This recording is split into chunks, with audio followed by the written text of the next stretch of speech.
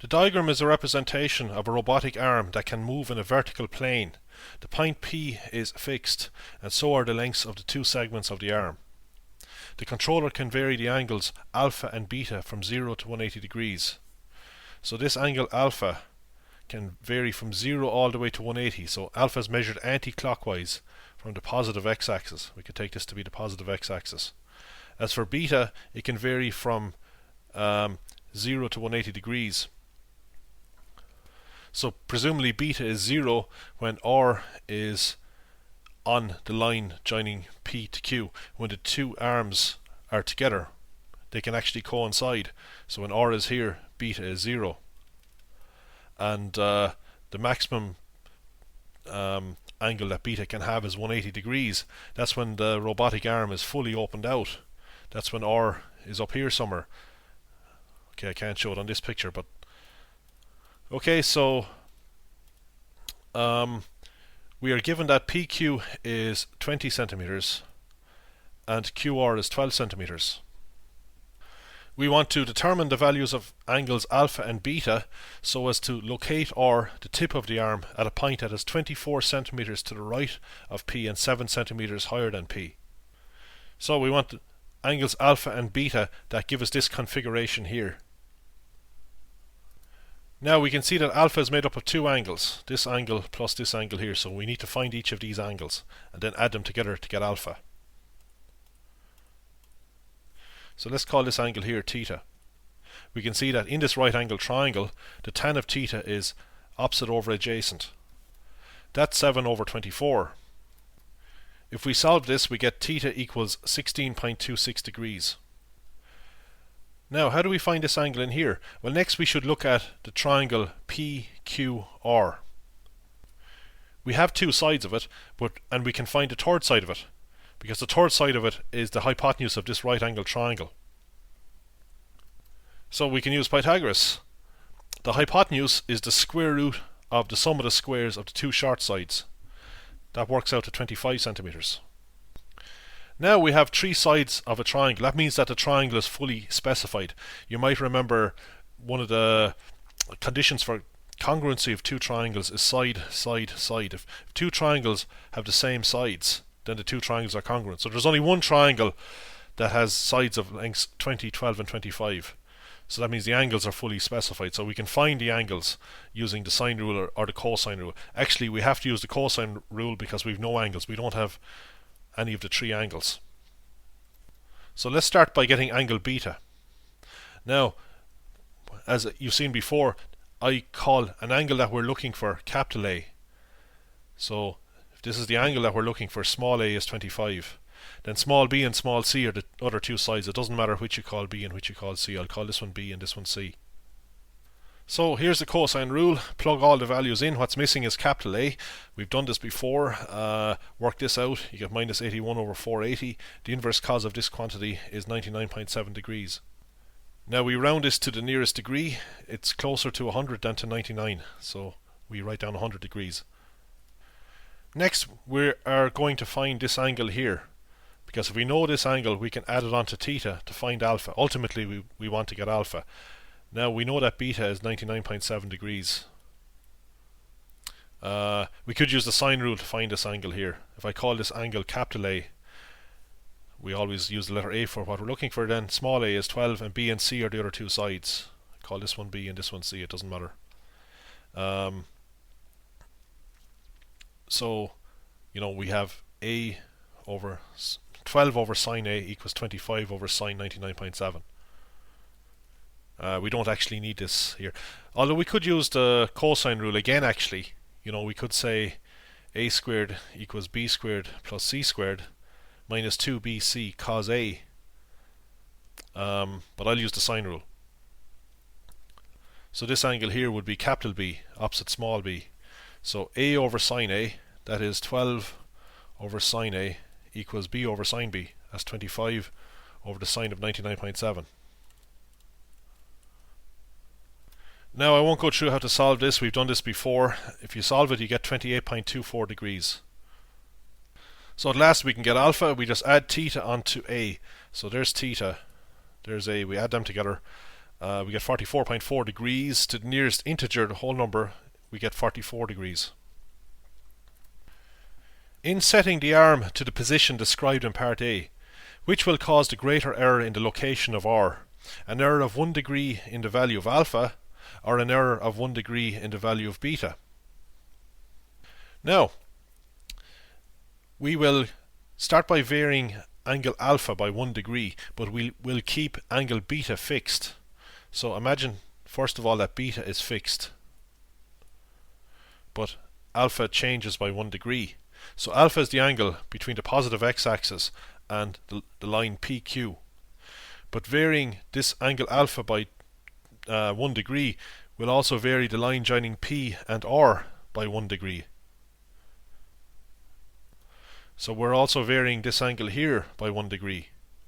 We actually call this angle theta in the previous part. So varying alpha by 1 degree will vary theta by 1 degree. So we could increase theta by 1 degree, and then PR will be this blue line here, or we could decrease theta by 1 degree, in which case PR will be along this blue line here. But the maximum displacement of R from its position here will be either here or here. So the maximum displacement will be this distance. It's the straight line distance actually. But the distance along the arc will be very close to the straight line distance. You know, because by varying theta by 1 degree, we're just rotating point R about the point P. So R will move along an arc. That's the blue arc. But the arc can be very well approximated by a straight line. So if we get the length of the arc, we will have the length, well, to a very good approximation, we will have the straight line distance between the points. So I'll try to show this a bit clearer. So here's the straight line distance, and you know, the arc will look like this. Well, this is exaggerated a bit, but these two are very close together in length. It's easier to get the length of the arc because we know the angle in this arc and we know the radius of the arc. The angle is 1 degree, the radius is 25. So let's get the length of this arc. Now we could get the length of the entire arc because we're going to compare the lengths of two arcs actually. We'd see later that we will be keeping alpha fixed and vary beta by 1 degree. But we don't have to get the length of the full arc. We could just get length of half of it and compare half the lengths of both the blue and the red arcs. Doesn't matter. We just have to compare them. Okay, so we can use 1 degree or 2 degrees in this calculation. I'll just use 1 degree. So we want the length of this arc here. So the radius is 25. The angle is 1 degree. Well, the circumference of a full circle is given by 2 pi times the radius. I'll just write down C for circumference, where the radius in this case is 25. So we'd have 2 times pi times 25, that's 50 pi. That's if we wanted a full circle centered at P with a radius of 25. But of course we want a fraction of a full circle. That fraction comes from the degree in the sector. The degree is 1. So we want 1 over 360 degrees of a full circle. So we want to multiply 1 over 360 by 50 pi. To 2 decimal places, that's 0.44 centimeters. So that's this distance here. Now next we imagine that alpha is kept fixed. So this angle doesn't change. And beta varies by 1 degree. So beta originally was this angle here. We calculated that in part 1a. So what will happen to the position of point R if we increase beta by 1 degree or decrease it by 1 degree? So again we have the exact same calculation as before. We calculate the length of this arc here. So if beta say increases by 1 degree, then point R will be over here. So this part of the robotic arm will be in this position along this red line. So we want the straight line distance between 2 points, and that's well approximated by the length of the arc. The straight line distance is the same as the length of the arc. So we'll use the length of the arc as a good approximation. So 2 pi r is the circumference of a circle of radius 12. So we've 2 pi times 12, but we don't want a full circle, so we have to get this fraction of a full circle. So the angle in the sector is 1 degree, so it's 1 over the angle in a full circle, which is 360 degrees. Calculating that, you get 0.21 centimeters. So you can see that varying alpha while keeping beta fixed will vary the position of r by approximately 0.44 centimeters. While varying beta by 1 degree while keeping alpha fixed will vary the position of r by 0.21 centimeters. So an error of 1 degree in the value of alpha will cause the greater error in the location of r. So this one, this variation here, and that causes the greater error. Well, that's because the arm is longer. The radius of this sector is greater. We're varying the angles by the same amount, by 1 degree, but when an angle is varied by 1 degree, the position of r depends on the radius. The bigger the radius, the bigger the displacement of r from its position. So ultimately we're just comparing the radii. We didn't even have to do a calculation. We can see that because this radius is 25 and this one is 12. Clearly varying alpha by 1 degree will have a bigger effect on the position of r than varying beta by 1 degree. The answer to part B above depends on the particular position of the arm. That is, in certain positions, the location of r is more sensitive to small errors in alpha than to small errors in beta, while in other positions the reverse is true. Describe with justification the conditions under which each of these two situations arises. Now, beta varies from 0 to 180 degrees. Now here is a situation where PR is the same as QR. QR is always 12, the length of this arm, but if we move R into this position by reducing the size of beta, because beta can be reduced all the way to 0 degrees, but in some position we can make the distance of P to R equal to 12. Actually, the smallest distance that P to R can be is 8. If you can imagine making beta 0, and we're allowed to do that because beta can be 0, as we saw earlier, beta can be anything from 0 to 180 degrees. Well, if beta is 0, then R is going to be on the line joining P to Q. So this distance will be 12, and this distance here will be 8. So the smallest distance of P to R is 8. So if we can make it 8, then we can certainly make it PR 12, the same as QR. So this is kind of an intermediate position. In this position, changing alpha will have the same effect on the location of R as changing beta, because the radius of the two sectors will be the same. So we will have one sector here, centered at P, and if you can imagine varying it by 1 degree, it's exaggerated here, but just to get the idea, the arc will have the same length as a sector centered at Q with a radius of 12. Well, because the two sectors are the same. If we vary beta by 1 degree, so the displacement of R will be the same. Now, if beta is greater than what it is here in this picture, we will get R in some position over here. So if we make beta greater than what it is, we'll calculate beta soon. What happens now is that the distance of P to R will be greater than 12.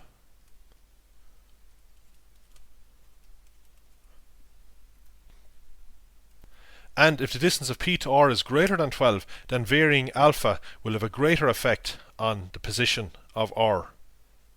Because varying beta, well, the distance of Q to R is always going to be 12. That'll never change. This distance is fixed at 12, whereas we can vary this distance by varying beta.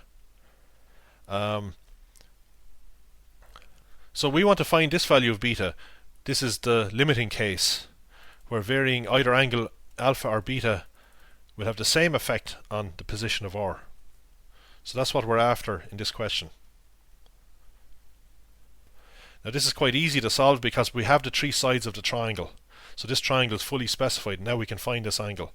So again, I can call this angle A, and if the angle we're looking for is A, then the side opposite capital A is small a, and the other two sides are small b and small c. So we can just use the cosine rule again. So we solve all of this. We want to find angle A, so we plug in for small a, small b and small c. We get A is approximately 33.6 degrees.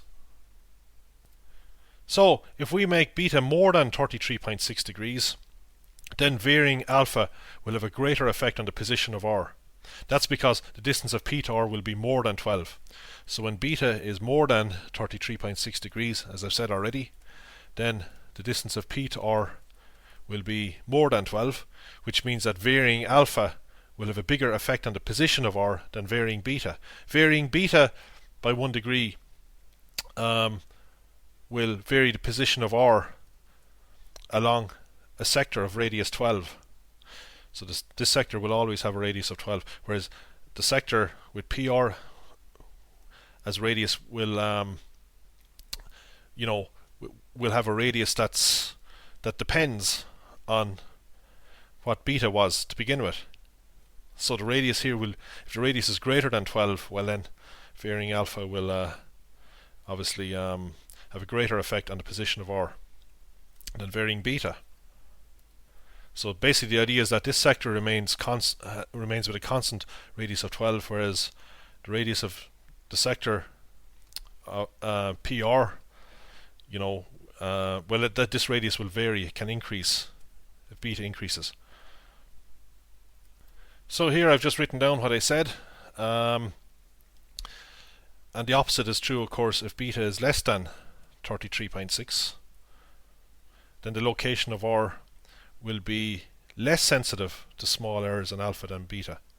So if beta is less than 33.6, we want to replace this word more with less. So by making beta less than 33.6 degrees, we just have the opposite situation. R will be somewhere here. Of course, the distance of R to Q is still 12, but now the distance of R to P is actually less than 12. So PR in this situation will be less than 12. So the location of R will be less sensitive to small errors in alpha than beta. Illustrate a set of all possible locations of the point R on the coordinate diagram below. So P is the origin, and each unit in the diagram represents a centimeter in reality. Alpha and beta can vary from 0 degrees to 180 degrees. Now, in this picture here, the robotic arm is in one of its extreme positions. We know that the distance of P to Q is 20, and the distance of Q to R is 12. Now, when the robotic arm is in this position shown, you can see that alpha is 0 degrees. So alpha is measured anti-clockwise from the positive x-axis, and the smallest value that alpha can have is 0 degrees.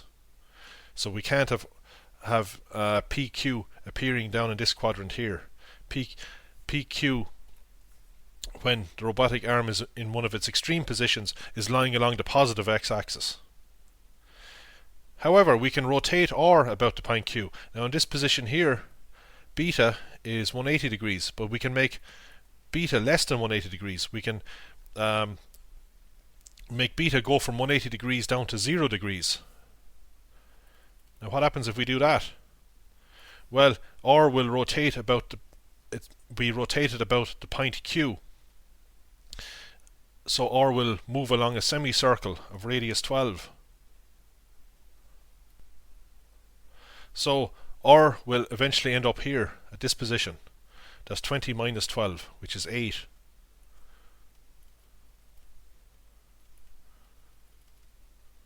So R can appear anywhere along this semicircle, but it can't be anywhere else because beta must run from 180 down to 0. So we can't have R pushing back up here, although it can be in this position, as we'll see later. Now in this picture here, beta is 180 degrees.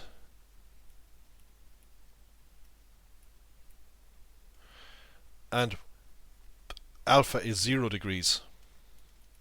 So that's when the robotic arm is shown here in blue. Now, imagine rotating this line PQ about P, but keeping beta equal to 180 degrees. When beta is 180 degrees, as you can see, the point R lies along the line joining P to Q, so the arm has collapsed on itself, if you like. The distance of P to R is 20 minus 12, which is 8. So this distance here is 8. The distance of R to Q is 12. So if alpha runs from 0 to 180 degrees while keeping beta equal to 180 degrees, then R will trace out a semicircle of radius 8. So R can be any point along this semicircle. But you can see that R can never be inside this semicircle. So the smallest distance that R can be from P is 8. R cannot be any closer to P. Now let's consider this situation. This is where the line QP lies along the negative x-axis. In this situation, alpha is equal to 180 degrees. So this is the maximum value that alpha can have. So alpha is the angle, remember, between the positive x-axis and the line PQ. Again, here beta is actually equal to 0. So the robotic arm is collapsed on itself. So QR is aligned with QP. Now, let's start with beta equal to 0 and open out this robotic arm so that beta will go from 0 up to 180 degrees. That's the maximum value that beta can have. Then you see that R will move along this semicircle. What's the radius of this semicircle? Well, it's 12. That's the distance of Q to R. So the radius of this semicircle is 12, whereas the radius of this one here was 8. 8 comes from subtracting 12 from 20.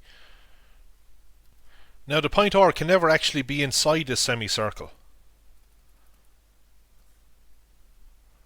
because if the point R was inside the semicircle, then the line from P to Q would have to be down here.